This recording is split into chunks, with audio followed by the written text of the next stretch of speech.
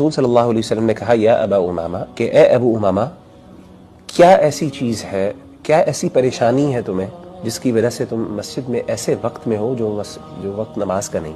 تو سیدنا ابو امامہ نے کہا کہ یا رسول اللہ صلی اللہ علیہ وسلم، یعنی مال کی پریشانی اور اس کی وجہ سے پھر غم، مطلب زندگی بہت مشکل ہو گئی، ٹف ہو گئی ہے، اور اس پریشانی کی وجہ سے، اس کیفیت کی وجہ سے میں یہاں پہ مسجد میں آ گیا۔ آپ امیجن کریں کہ صحابہ جو تھے، جب ان کو پریشانی ہوتی، مشکلات ہوتی اور وہ اس طرح کے غم بوجھل ہوتا تو وہ کدھر رخ کرتے؟ مسجد میں رخ کرتے۔ تو آپ نے کہا کیا میں تمہیں کوئی ایسی بات نہ سکھا دوں یا ایسے کلمات نہ سکھا دوں کہ اگر وہ تم کلمات کہو یا وہ دعا کے کلمات تم اللہ کے سامنے گڑ گڑا کے پیش کرو تو اللہ تمہارے غموں کو تم سے دور کر دے، تمہاری پریشانیوں کو، تمہاری انزائٹی کو تم سے دور کر دے۔ ہموم کہتے ہیں پریشانی کو۔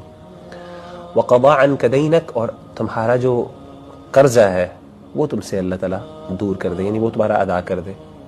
تو انہوں نے کہا بلا یا رسول اللہ، کیوں نہیں اللہ کے رسول، میں تو اسی غم اور اسی پریشانی میں یہاں پہ موجود ہوں۔ آپ صلی اللہ علیہ وسلم نے فرمایا اذا اصبحت و اذا امسیت، جب بھی تم صبح کرو یا شام کرو، یعنی صبح اور شام کے اذکار کے اندر ایک بندے کو دعا پڑھنی چاہیے، وہ نبی صلی اللہ علیہ وسلم نے لکھا۔ اور وہ کیا تھی؟ آپ نے فرمایا اللہم انی اعوذ بک من الہم والحزن، اے اللہ میں تیری پناہ میں آتا ہوں ہم سے اور حزن سے۔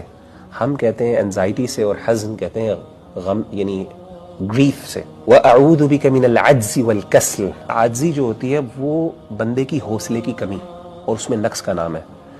ہمت نہیں ہے انسان کے اندر، جذب یعنی مطلب انسان کو جسمانی قوت ہے، طاقت ہے، لیکن نا وہ ایک چاہت، وہ پیشن اور وہ جو انرجی ہے نا جو آپ کو چاہیے کوئی کام کرنے کے لیے، کوئی اپنا گول اچیو کرنے کے لیے، وہ نہیں ہے آپ کے اندر۔ تو عجز اسے کہتے ہیں۔ والکسل، کسل کہتے ہیں کاہلی یا سستی کو۔ وَأَعُوذُ بِكَ مِنَ الْجُبْنِ وَالْبُخْلِ، اور اللہ میں تیری پناہ میں آتا ہوں جبن اور بخل سے۔ وَأَعُوذُ بِكَ مِنْ غَلَبَةِ الدَّيْنِ وَقَهْرِ الرِّجَالِ، اور اللہ میں تیرے پناہ میں آتا ہوں قرضے کے غلبے سے، وقہر الرجال، اور لوگوں کے قہر سے، مردوں کے قہر سے، یعنی دشمن کے قہر سے اور اس کی زیادتی سے۔ تو کہتے ہیں کہ میں نے یہ دعائیں پڑھنا شروع کی صبح شام، تو اللہ تعالیٰ نے مجھ سے یہ دونوں چیزیں دور کر دیں۔